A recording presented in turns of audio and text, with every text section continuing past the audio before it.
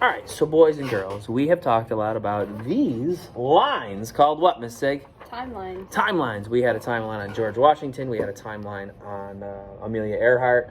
If you've ever watched any Pebble Go videos, too, a lot of times on Pebble Go, one of the last slides is a timeline of the person's life.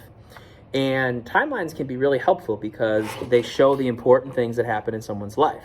Now, you have learned about other people's timelines. Today, you're going to make your own.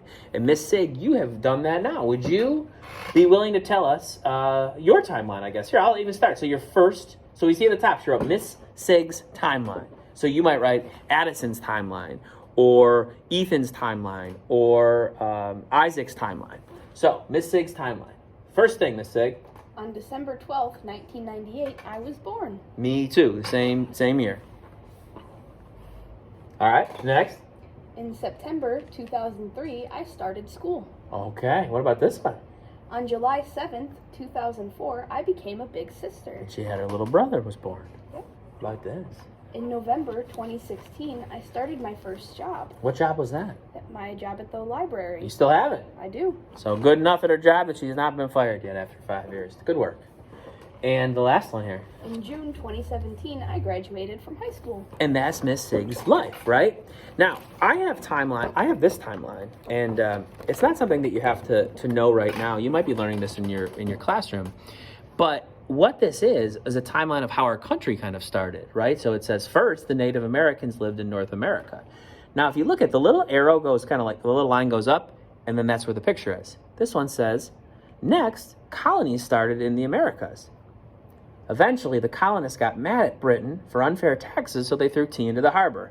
And then it talked about the Revolutionary War, it talked about more battles with George Washington as the commander-in-chief, and then the United States becoming its own country. But a timeline takes important events and it kind of tracks them down the line. Now, today at home, you're going to make your own. You might go, how the heck am I supposed to do that, Mr. Duty? Well, I am going to show you.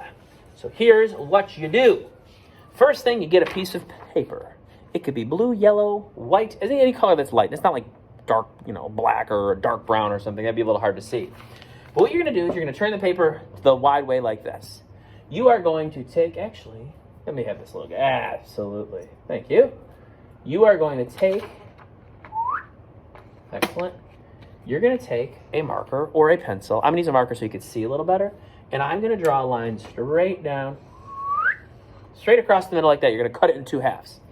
Now, you could do this at the beginning or you could do it at the end, but I'm going to put a line here going up. I'm going to put a line here going down. I'm going to put a line here going up. I'm going to put a line here going down. I'm also going to put an arrow like this because our timeline isn't done yet, luckily, right? Hit 40 and I'm still going.